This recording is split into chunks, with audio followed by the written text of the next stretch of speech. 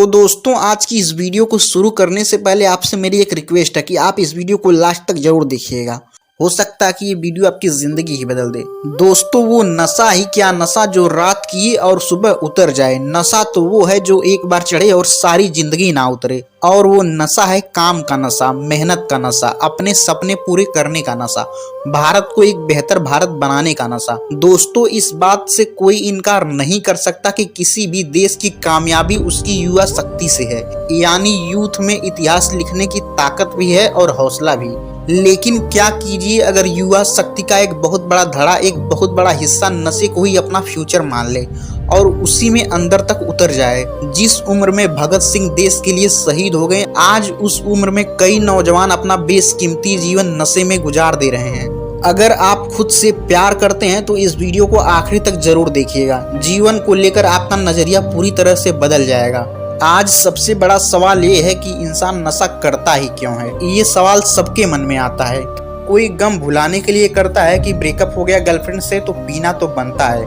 कोई तन्हाई मिटाने के लिए करता है, कोई शौक के लिए तो कोई मजे के लिए नशा करता है। और शुरुआत तो ऐसे ही होती है कि तुझे हमारी दोस्ती की कसम, एक ड्रिंक ले ले, एक से क्या फर्क पड़ता है। दोस्ती के लिए एक ड्रिंक नहीं ले सकता, लेकिन जब नशे के साथ लत शब्द जुड़ जाता है तो मामला खतरनाक और संगीन हो जाता है। उस इंसान के लिए भी जो नशा कर रहा है और उस समाज के लिए जिसके अंदर रहकर नशा किया जा रहा है। आप जानते ही हैं कि मेजॉरिटी ऑफ एक्सीडेंट का रीजन नशे में ड्राइव करना होता है। नशे की हालत में मर्डर तक हो जाते हैं और यहाँ तक कि किसी का रेप कर देना नशे का सबसे घिनौना चेहरा है। गांधी कहा करते थे कि शराब हमारी आत्मा का नाश करती है, लेकिन गांधी को अब ये कौन समझाए कि सरकारों को एक बहुत बड़ा रेवेन्यू भी इसी शराब की सेल से ही आता है। ये बेहद दुखद है कि गांधी के इस देश में एयरपोर्ट के टर्मिनल 3 पर इमिग्रेशन क्लियर करने के बाद सबसे पहले जो दुकानें आपका स्वागत करती हैं वो शराब की हैं। उन पर ऑफर चल रहे हैं कि 4 बोतल के साथ सूटकेस फ्री। दोस्तों, गुरुग्राम जो कि रोजगार देने के मामले में भारत के टॉप 5 शहरों में आता है, इस शहर ने बहुत लोगों के अधूरे सपने पूरे किए। दिन में ये शहर सपने पूरे करता है, लेकिन शाम होते ही इसकी फितरत कुछ बदल सी जाती है। किसी शाम एक बार आप गुरुग्राम का एक चक्कर लगा लीजिए। शराब की वो दुकानें अब लग्जरी शोरूम में बदल चुकी हैं और शोरूम की चकाचौंध भी ऐसी कि आप दांतों तले उंगली दबा लेंगे। शाम को बड़ी छोटी सभी गाड़ियों की कतारों मान लो चिल्ला चिल्ला कर ये कह रही हैं कि तुमने अगर ये सोमरस न पिया तो तुम्हारी जिंदगी को धिक्कार है। उन ठेकों रूपी शोरूम के सामने लगी लाइट को देखो तो ऐसा लगता है कि इनकी तो रोज ही दिवाली है। क्या वाकई इस जगह का नाम गुरु का ग्राम होना चाहिए? और ये हालत सिर्फ गुरुग्राम की नहीं, गुरुग्राम का तो सिर्फ एग्जाम्पल है। ये हालत देश के कई शहरों की है। पंजाब, मुंबई, दिल्ली जैसे शहर नशे का हब माने जाते हैं। कितनी हैरान करने वाली बात है कि एक तरफ कई ठेके सरकारों के ही हैं और दूसरी तरफ सरकार है कि नशा मुक्ति केंद्र चलाती है। 2020 में भारत में अल्कोहल कंजप्शन 5 बिलियन लीटर का था। जी हाँ, 5 बिलियन लीटर, जो कि इस साल यानी 2024 में 6.21 बिलियन लीटर होने की संभावना है। यानी कहने को तो एक गरीब देश में हम इस साल कोई 600 करोड़ लीटर शराब गटक जाएंगे। बिहार, गुजरात, मिजोरम, नागालैंड, इन 4 स्टेट में कहने को तो शराब बंदी है, पर पीने वालों को कौन रोक सका है। कच्ची पक्की जैसे मिले लोग अपना काम चला ही लेते हैं और इसके खतरनाक परिणाम भुगतने पड़ते हैं। 14 दिसंबर 2022 बिहार में जहरीली शराब पीने से एक साथ 73 लोगों की मौत हो गई। सीएम नीतीश कुमार ने तो साफ कह दिया कि पियोगे तो मरोगे ही। इतना ही नहीं, दुनिया में नशीले पदार्थों की तस्करी तक की जाती है। ये एक बहुत बड़ा सिंडिकेट है। पीढ़ियों की पीढ़ियां तबाह हो रही हैं, लेकिन कोई इस पर गंभीर होकर बात ही नहीं कर रहा। जिस बॉलीवुड में नशे के चर्चे हर जबान पर हैं, उस बॉलीवुड ने भी नशे को लेकर कई फिल्में बनाई हैं। 1971 में देवानंद की हरे रामा हरे कृष्णा, IRD बर्मन का गाना दम मारो दम मिट जाए गम आज भी लोगों को काफी पसंद है। मेरे लिए तो ये बोल समझ से ही परे है कि दम मारने से गम मिट सकता है, दम मारने से गम को भुलाया जा सकता है। लेकिन भूली हुई चीजें मिटती नहीं हैं और बड़ी होकर लौटती हैं। 2009 में बनी देवडी शरत चंद्र चट्टोपाध्याय की किताब देवदास पर आधारित थी, जिसमें नायक नायिका से अलग होने के बाद शराब पीने का आदी हो जाता है। 2011 में आई शैतान, ये फिल्म 5 दोस्तों के ऊपर थी जो ड्रग्स और शराब के शिकार हो जाते हैं। और एक लक्ष्यहीन जीवन जीते हैं। एक कार दुर्घटना में गलती से 2 लोगों की मौत के बाद वो एक पुलिस अधिकारी को रिश्वत देने के लिए अपहरण का नाटक रचते हैं। 2008 में आई मधुर भंडारकर की फैशन, एक छोटे शहर की लड़की की कहानी जो बड़े सपने देखती है। प्रियंका चोपड़ा सुपर मॉडल बनने के लिए सपनों के शहर मुंबई जाती हैं, लेकिन ये चकाचौंध और ग्लैमरस दुनिया बेरहम बन जाती है और उसे ड्रग्स की काल कोठरी में धकेल देती है। फिल्म में दिखाया गया कि कैसे super model Kangana Ranaut drugs के चक्कर में अपना करियर बर्बाद कर लेती हैं और बाद में उनकी मौत हो जाती है।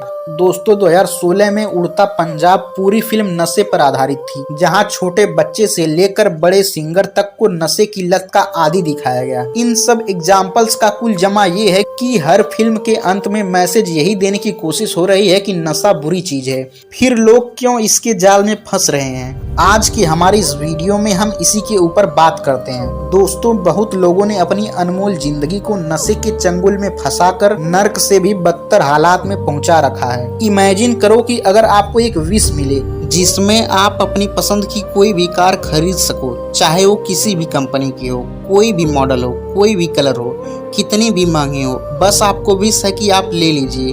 बस कंडीशन इतनी सी है कि जिंदगी में फिर आपको कभी दूसरी कार नहीं मिलेगी। तो सोचिए आप उस कार का ख्याल कैसे रखेंगे, कितनी संभाल के चलाएंगे, ध्यान रखेंगे कि ये कार किसी गलत हाथों में ना चली जाए, समय समय पर सर्विस कराएंगे, वह भी ऑथोराइज्ड सर्विस स्टेशन से, और सही जगह पर फ्यूल डलवाएंगे, यानी उसका हर तरीके से ख्याल रखेंगे, क्योंकि आप जानते हैं कि ऐसी गाड़ी फिर दूसरी कभी नसीब नहीं होगी। तो दोस्तों हमारा जीवन भी तो एक ही है, दूसरा कहाँ है, इसका ध्यान क्यों नहीं रखते। हम क्यों इसको ऊबड़ खाबड़ रास्ते पर चला रहे हैं, क्यों नशे की गंदी डोज इसे दे रहे हैं, क्यों अपनी परफेक्ट जिंदगी को इम्परफेक्ट बना रहे हैं। तो दोस्तों सबसे पहले हम बात करते हैं एडिक्शन की। एडिक्शन यानी कि लत। यहाँ बड़ी बारीक बात समझने वाली है कि लत और आदत के बीच में क्या फर्क होता है। बहुत जरा सा फासला होता है। सिंपल भाषा में समझाता हूँ, जो आदतें आपके कंट्रोल से बाहर चली जाएं उसे ही लत कहते हैं। और गौर करें कि किसी भी चीज की तलब लगना आदत नहीं, लत की निशानी है। लत का सबसे बड़ा सिम्टम है दोहराव, यानी कि रेपिटेशन। आप अगर किसी भी तरह के एक्सपीरियंस को रिपीट करने की कोशिश करते हैं या उसे कई बार महसूस करना चाहते हैं तो कहीं ना कहीं आप लत की तरफ ही बढ़ रहे हैं। कहते हैं कि समाज की सबसे बड़ी समस्या नशा है, जबकि हकीकत में नशा लत की बीमारी का एक छोटा सा हिस्सा है, जो कि इतना लाउड है इसलिए सबका ध्यान इसी पर जाता है। पर दिक्कत ये है कि समाज लत के हिस्से की सारी कालिक नशे के चेहरे पर पोतकर अपनी पीठ थपथपाता है। नशे के बारे में इतने अभियान चलाने की कोशिशें होती हैं, पर लत के बारे में कभी कोई बात नहीं करता। जबकि समाज को जितना नुकसान नशा पहुंचाता है, उससे ज्यादा नुकसान लोग अपनी बुरी आदत या लत से समाज को पहुंचा रहे हैं।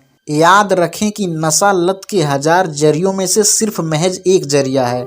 मेरी बात नोट कर ले आज कि नशा एक पीरियड ऑफ टाइम में खास मेंटल स्टेट है जो देर सवेर खत्म हो जाता है। आपने दारू पी, नशा किया, सुबह उतर गई, ये छोटा नुकसान है, पर लत इंसान को दिन के 24 घंटे जकड़े रहती है। लत को ठीक से समझने के लिए हम इसको 2 हिस्सों में बांटकर देख सकते हैं। पहला केमिकल एडिक्शन और दूसरा बिहेवियर एडिक्शन। केमिकल एडिक्शन का मतलब जैसे हम कोई ऐसी चीज खाते हैं, पीते हैं या किसी भी तरह से कंज्यूम करते हैं, वो चीजें जब हमारे शरीर के अंदर जाती हैं तो हमें कुछ देर के लिए प्लेजर और सेटिस्फैक्शन एक्सपीरियंस होता है, और जब वो चीजें अपना स्वाद, अपना असर खो देती हैं तो हम उस चीज को दोबारा खा पीकर उसी आनंद को फिर से पाने की कोशिश करते हैं। इसे ही आम भाषा में कहते हैं तलब लगना या तलब मिटाना। इस तरह की लत में ऊपरी तौर पर सिगरेट, गुटखा, पान, तंबाकू, शराब, कोकीन, गांजा, चरस की लत के मरीज अक्सर दिखाई देते हैं। पर इस तरह की लत में कई ऐसी चीजें भी आती हैं जिसे समाज नॉर्मल समझता है और हानिकारक नहीं मानता, जैसे चाय की लत होना, कॉफी की लत, चीज या फिर मीठे की लत, और कई लोगों को तो सुबह बैठी चाहिए, उसके बिना बेड ही नहीं छूटता। और एक खतरनाक लत है कि खाने के बाद मुझे मीठा चाहिए ही चाहिए। बहुत लोगों को तो मोशन ही नहीं बनता अगर हाथ में सिगरेट ना हो, और खाना खाने के बाद सुट्टा तो लगाना ही लगाना है। अब समझाता हूँ लत के दूसरे पहलू को। लत का दूसरा पहलू है बिहेवियर एडिक्शन। इस लत के मरीजों को किसी चीज को खाने पीने की तरह महसूस नहीं होता, इनको कुछ खाना या पीना होता ही नहीं। इसमें बॉडी अंदर से कुछ नहीं मांग रही, बल्कि बिहेवियर एडिक्शन के लोग एक काम के आदी हो जाते हैं, जिस काम से मिलने वाला प्लेजर सीधे तौर पर हमारी मानसिक तरंगों को छूता है। मास्टरबेशन इसका एक प्रमुख एग्जाम्पल हो सकता है। इसमें एक बार ये लत जब आपके बिहेवियर का हिस्सा बन जाती है तो आप एडिक्ट हो जाते हैं। बिहेवियर एडिक्शन में नई नई चीजें दिन ब दिन जुड़ती चली जा रही हैं, और इसका दूसरा सीधा उदाहरण आप इस वीडियो गेम को मान सकते हैं। वीडियो गेम बनाए ही ऐसे जा रहे हैं जिससे आपको उनकी लत लगे। कलर स्कीम से लेकर फोन डिजाइन तक गहरी रिसर्च की जा रही है। पढ़े लिखे लोगों का पूरा सिंडिकेट इसके पीछे लगा है, आपको इसकी लत लगवाने के पीछे। और आज के इस दौर में गेमिंग ऐप से खतरनाक एडिक्शन कुछ नहीं। आज का यूथ इसमें बुरी तरह से फंसाया जा रहा है, और अफसोस इस बात का है कि जिन लोगों को यूथ को ऐसे एडिक्शन से बाहर निकालने की जिम्मेदारी लेनी चाहिए थी, वही लोग इन गेमिंग ऐप को खुले में प्रमोट कर रहे हैं। जनरेशन की जनरेशन तबाह हो रहे हैं। बिहेवियर एडिक्शन का सबसे बड़ा एग्जाम्पल इस वक्त इंस्टा रील है, जहां 1 मिनट की वीडियो स्क्रॉल करते हुए हम कब अपने घंटों बर्बाद कर देते हैं हमें एहसास ही नहीं होता। ये रील आखिरी होगी, ये सोचना आखिरी सिगरेट और आखिरी चाय पीने जैसा ही है।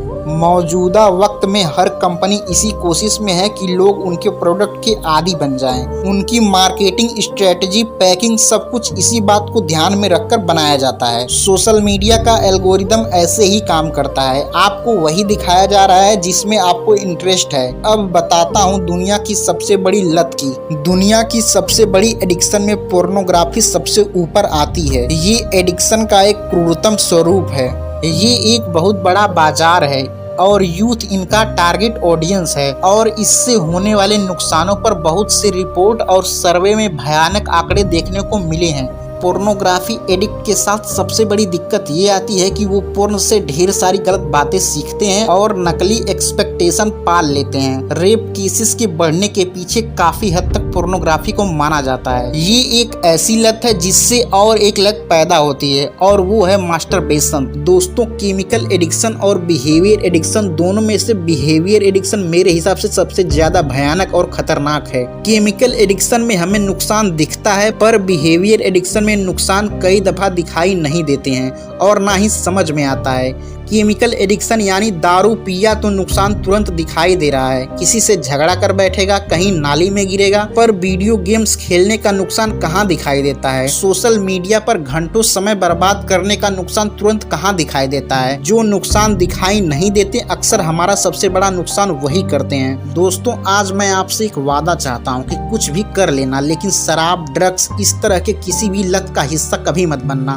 न किसी को बनने देना, क्योंकि यहाँ से वापसी का करीब करीब नामुमकिन है।